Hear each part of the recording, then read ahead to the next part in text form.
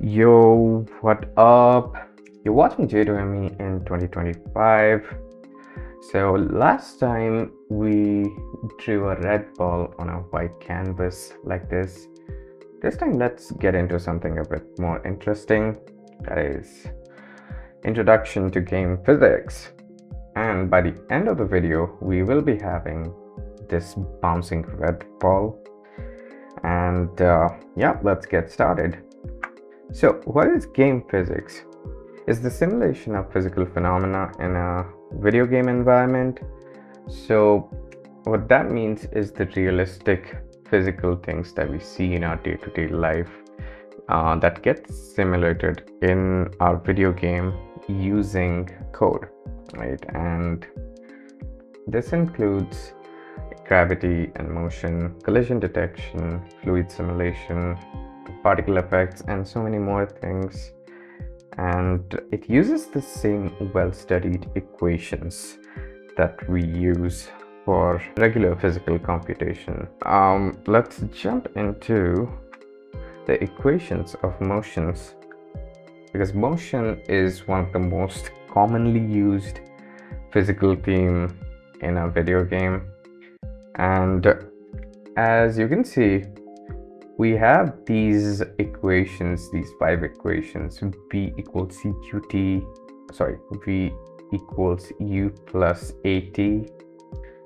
That means V is the final velocity, U is the initial velocity, A is the acceleration of the body, T is the time taken, and S stands for distance covered. So S is initial velocity times the time taken plus half of acceleration times the square of time taken. And these are well studied equations, and Newton discovered them centuries ago, and since then we've been using them in various different scenarios, and they work perfectly well within a video game. If you want to learn more about these, you can click on this link and go in depth on the equations of motion page in Wikipedia. And yeah, to understand about 2D in J2ME, you need to follow a few conventions set by the graphics API. The first of this is x-axis is always pointing towards the right, y-axis points towards the bottom, and also means origin is at the top left corner. And this is slightly different from what we are usually taught in school or like math textbooks, because their y-axis point upwards, and in J2ME it'll be pointing downwards. So that's just the small flip over there. And this convention can be described using this diagram. So if you see the ball right here, the green ball moves to the position of the orange ball, and if you are trying to describe this motion, you'll know that as the y coordinate increases, the ball moves downward. So it increases from 4 to 11, and the x coordinate of the center of the ball basically increases from 5 to 12. So you can compute these two coordinates separately and put them together and draw them to get the effect of motion of the ball. And as you can see, the origin also lies at the top left corner of the screen. And within your code, you would probably be describing it in somewhat of a similar way like this. So remember the S equals ut plus half at squared. We have converted that for our x and y axes, and you can individually get the next coordinate based on this. Even the drawing methods kind of follow the same conventions. So if we move to the next slide about 2D shapes, and you can see we're drawing a rectangle here, and the fill rectangle function actually takes the starting point as an input. So 3 and 4 are the starting x and y coordinates respectively, whereas 9 and 6 refer to the width and height of the box. The end coordinates are sort of computed from these values, so we don't specify them explicitly. And as you can tell, the origin of this shape also lies at the top left corner, so it's the same for any kind of shape and the canvas itself, right? And with that in mind, let us jump into the code demo. So we will be covering these steps. So first we will be designing our core game loop. That's the logic that will be running every single frame of our game. And we will also be extending the game canvas class instead of the normal canvas class that we used last time. We'll be using some of the specific methods of this game canvas class in upcoming videos, and within that we will be calculating the coordinates of the ball for our motion, and we will be drawing the ball using the normal graphics API. Finally, we have to run this game loop in a background thread, and you will know why we're doing this. So without any further ado, we have IntelliJ opened up. So the first thing we're gonna do is we'll take a copy of the old class. So let's hit Control C, Control V, and let's call it bouncing ball. This is where the new code will go in, and we will add this as our entry point, bouncing ball, in the build script. So let's start by changing a few things, and first we will implement our game loop. So a loop is very simple to do. Let's call it game loop, and also we're gonna do stuff in here. So this would include things like clearing the screen, and we also need to move the ball. Then we need to draw the ball, and we're gonna do it over and over again. Let's start by changing our canvas class.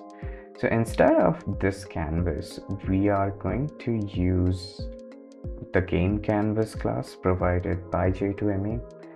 And to instantiate game canvas class, you first need to create a subclass of it. So we will do it right here. Let's say static class. Let's call it like canvas, and this will extend the game canvas class.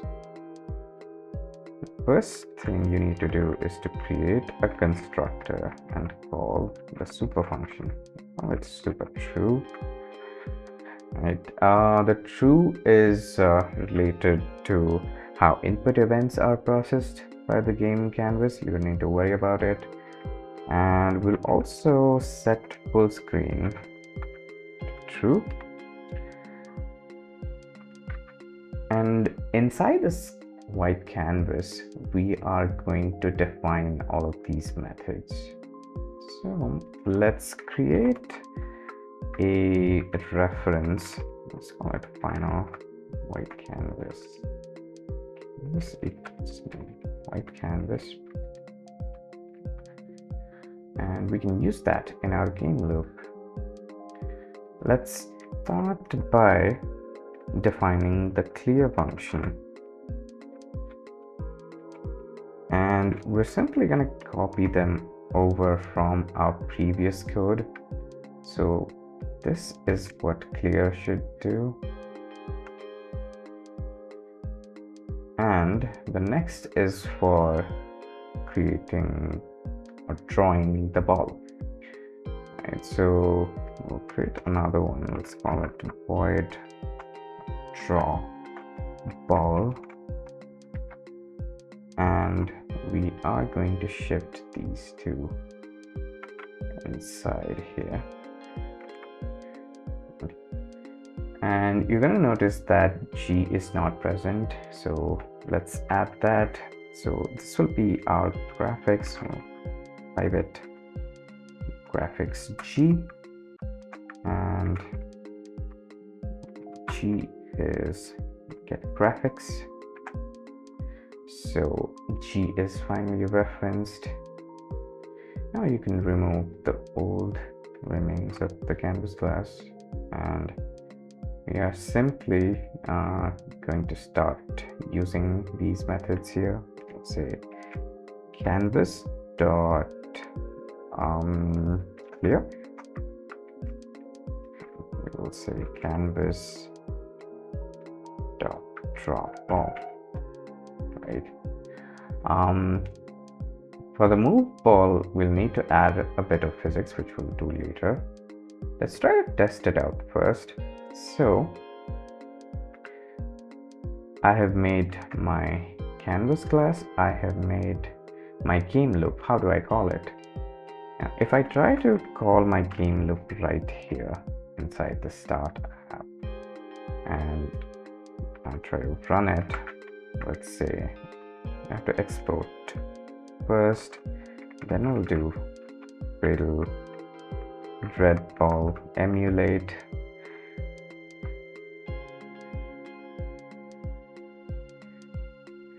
You're gonna notice some issues happen. When we click the start function, basically nothing happens, and the whole app sort of freezes.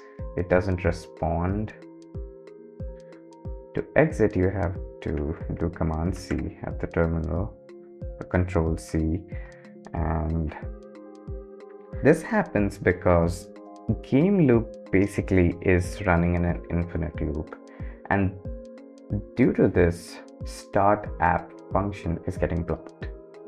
Now, unless start app exits, you will not be able to run the game itself. So you have to run the game loop in a separate background thread, and for that we can simply add it in a separate thread. Let's create a new thread here, and we start with a new runnable inside, and inside the run function we will paste our game loop. This will ensure game loop is started in a new separate thread that can run independently of our main thread, which will be able to respond back to our events. And we'll simply say dot start. Let's run it again.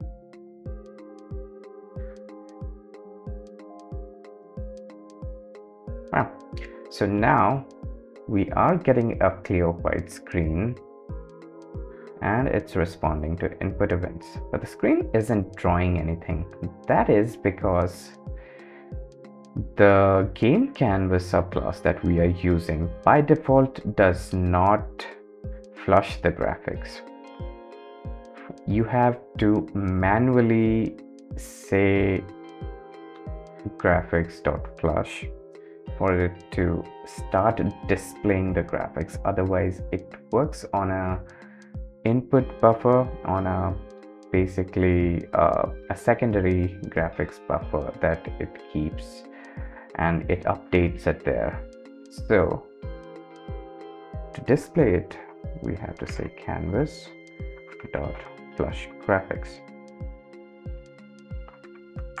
If we do this now, we're able to see the red ball. All right, this is all good. Now let's try to move the ball. Okay, so let's add one more function, void move ball, and inside this we are gonna update, but first let's call it, say canvas dot move ball, and inside the move ball, basically let's try to change the y coordinate of our ball.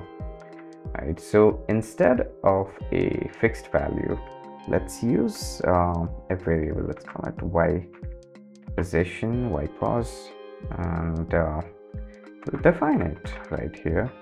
Say y position is equal to 0 at start. Now we'll say y position plus equal to 1.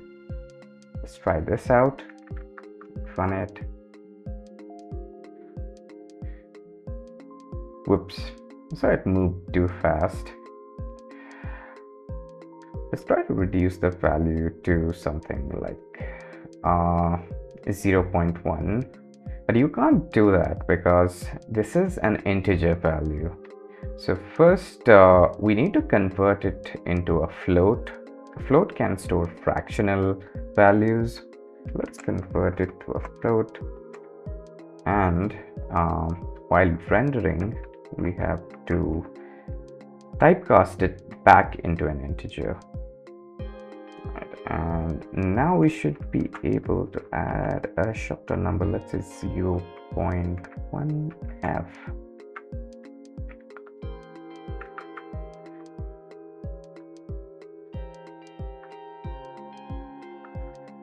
Whoa.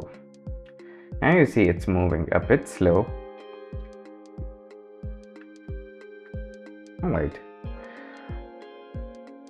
Next thing we're gonna do is let's try to extract this value out into a separate variable so we can manipulate that.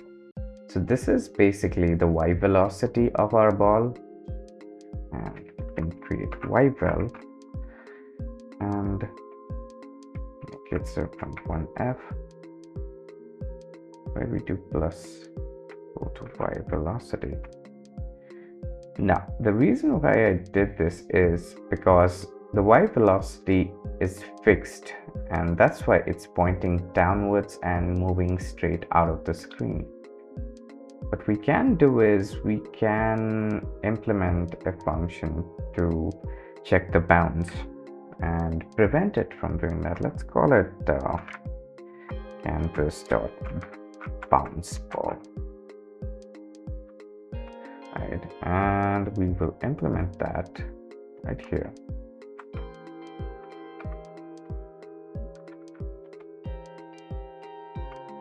Bounce ball, and inside this we are going to check if the ball is escaping the screen boundaries. So if the y position is less than 0, that is the top of the screen, or our y position is greater than the bottom of the screen, which is our height, what we're gonna do is we'll simply reverse the y velocity. We'll say y-vel equals minus y-vel. Let's try to run this again.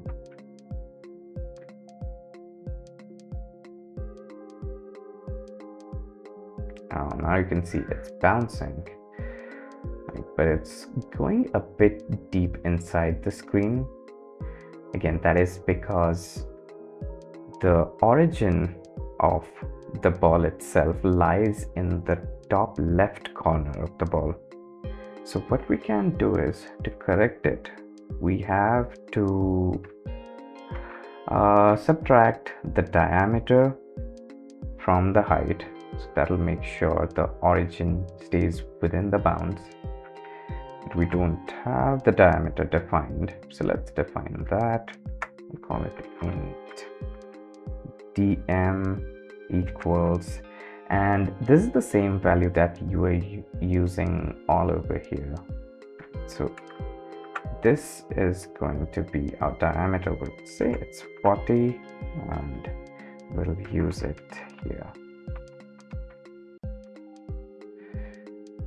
So basically the arc lengths and the width and height of our rounded rectangle becomes equal to the diameter.